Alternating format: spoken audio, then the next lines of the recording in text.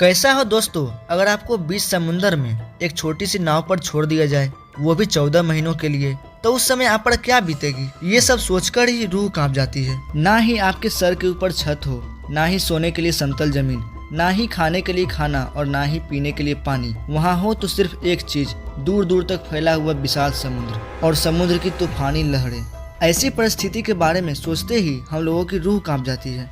लेकिन इस वीडियो में हम जानेंगे एक ऐसे व्यक्ति के बारे में जो अनजाने में पैसिफिक ओशियन में खो गया और उसे ना चाहते हुए भी ऐसी परिस्थितियों का सामना करना पड़ा। तो आखिर क्या है सल्वाडोर लवांगा की कहानी। तो चलिए आज उनके बारे में जानते हैं कि कैसे वे इतने भयानक परिस्थितियों में अपने आप को सर्वाइव कर पाए। तो चलिए वीडियो को शुरू करते हैं। क्या आप जानते हैं कि अगर हमारी पृथ्वी पर जितनी भी जमीन मौजूद है उन सबको मिला दिया जाए, फिर भी इनसे 3 गुना ज़्यादा बड़ा होगा हमारा पैसिफिक ओशियन। और अगर यहाँ इस ओशियन में कोई खो जाता हो तो बहुत ही कम चांस है उसे मिलने की। सल्वाडोर अल्वारेंगा मेक्सिको का रहने वाला एक मछुआरा था। वो पेशे से मछली पकड़कर अपने परिवार का गुजारा कर रहा था। रोजाना की ही तरह 17 नवंबर 2012 को अल्वारेंगा अपने एक दोस्त के साथ मछली पकड़ने के लिए समुद्र में गया। जिस बोट में वो मछली पकड़ने जा रहे थे वो केवल 7 मीटर ही लंबी थी। उसके ऊपर कोई छत नहीं था और ना ही उसमें कोई कमरा था। उस बोट में अगर कुछ था तो मछली पकड़कर उसको रखने की जगह। बोट को चलाने के लिए एक छोटी सी मोटर लगी हुई थी। वे दोनों मछुआरे पहले से ही जानते थे कि समुद्र में तूफान आने वाला है, लेकिन मछली पकड़कर ज्यादा रुपये कमाने की लालच में वो फिर भी समुद्र में उतर गए। उनको लगा कि वे लोग तूफान आने से पहले ही मछली पकड़कर किनारे वापस लौट जाएंगे और वो किनारे से 120 किलोमीटर दूर पैसिफिक ओशियन में मछली पकड़ने चले गए। जिस समय वे लोग पैसिफिक ओशियन में पहुंचे उस समय रात के 1 बज रहे थे। उनको पैसिफिक ओशियन में पहुंचे थोड़ी ही देर हुई होगी कि समुद्र में बहुत तेज लहरें चलने लगी और काफी जोर से हवाएं बहने लगी। देखते ही देखते वे दोनों तूफान की चपेट में आ गए।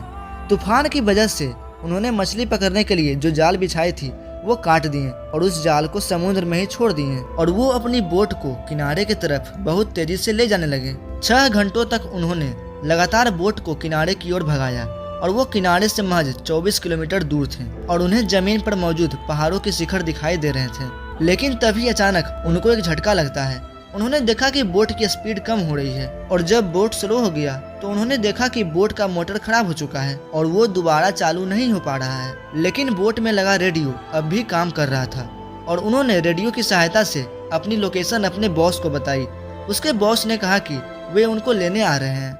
लेकिन कुछ देर बाद उनके रेडियो की भी बैटरी डाउन हो गई और उनका रेडियो भी ऑफ हो गया।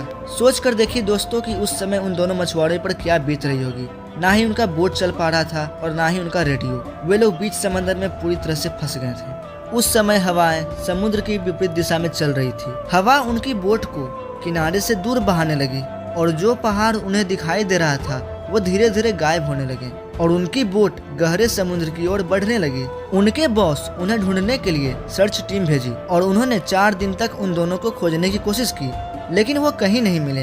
हार मानकर उनके बॉस ने उन्हें ढूंढना बंद कर दिया। 5 दिनों में हवा का बहाव उन्हें किनारे से 450 किलोमीटर दूर बहा ले गया। उन दोनों के सामने चारों दिशाओं में केवल नीला समुद्र था और इतने बड़े समुद्र में उनकी बोट बहुत ही छोटी थी।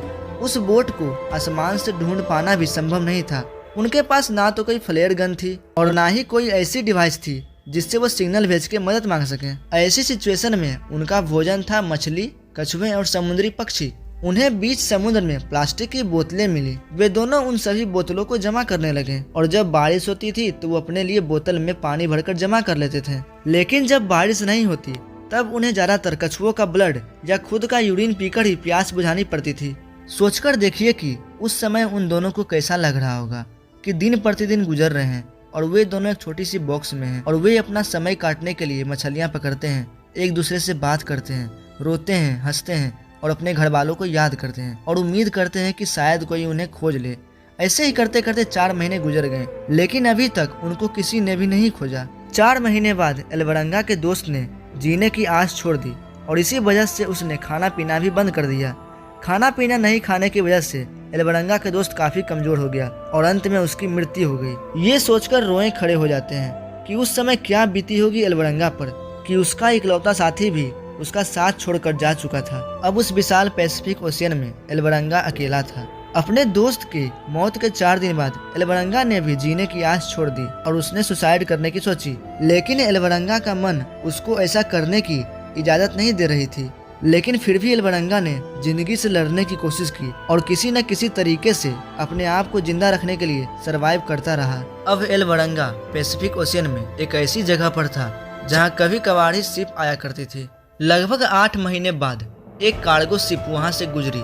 एल्वरंगा ने खड़े होकर इशारे भी किए, लेकिन शिप सीधी निकल गई और किसी का ध्यान एल्वरंगा की ओर नहीं गया। सोचकर देखिए एल्वरंगा के लिए वो पल कैसा रहा होगा। महीनों से वो जिस घड़ी का इंतजार कर रहा था वो घड़ी आई भी और किसी ने उसकी तरफ ध्यान भी नहीं दिया और वो फिर से समुद्र में अकेला रह गया। कितना खराब समय रहा होगा उसके लिए। वो 11 महीने में एल्वरंगा अपनी छोटी सी बोट में 8000 किलोमीटर ट्रेवल कर चुका था और इस जर्नी में उसने कड़ाके की धूप और तूफानों का सामना किया। फाइनली 30 जनवरी 2014 को उसे पानी में तैरते हुए नारियल दिखाई दिए और आसमान में उड़ते हुए पक्षी दिखाई दिए। एल्वरंगा समझ गया था कि जमीन आसपास ही है और उसे एक आइलैंड नजर आई और उसने बोट से जंप किया और तैरते हुए वो उस टापू पर पहुंच गया। 438 दिनों तक समुद्र में रहने के बाद उसने पहली बार जमीन पर अपना कदम रखा। एल्वरंगा जब टापू पर पहुंचे तो उसके सामने उन्हें एक घर दिखाई दिया, तो उसने घर जाकर के दरवाजे को नॉक किया। ये समय एल्वरंगा के लिए सबसे खूबसूरत लम्हों में से एक था, जिसमें उसको इतने महीने बाद किसी इंसान से मुलाकात हुई। जिस टापू पर एल्वरंगा पहुंचा तो वो टापू समुद्र के बीचों बीच था। अगर वो उस टापू को भी मिस कर देता तो आगे उसको 50,000 किलोमीटर के बाद ही जमीन नसीब हो पाती और उसको 240 दिन और लग जाते। वहां तक पहुंचने के बाद में एल्वरंगा अपने घर गया और उसने अपनी इस जर्नी की किताब लिखी। लेकिन जाने अनजाने में एल्वरंगा ने समुद्र में 438 दिनों तक रहने का एक ऐसा रिकॉर्ड बना दिया जिसे आज तक कोई नहीं तोड़ पाया है और इस रिकॉर्ड को कोई इंसान चाह कर भी नहीं तोड़ने जाएगा। तो दोस्तों यही थी एल्वरंगा की जर्नी की पूरी कहानी। और अगर आपको ये वीडियो अच्छी लगी हो तो वीडियो को लाइक जरूर करें और ऐसे ही मजेदार वीडियो के लिए हमारे चैनल को सब्सक्राइब करें। मिलते हैं अगले शानदार वीडियो में। जय हिंद।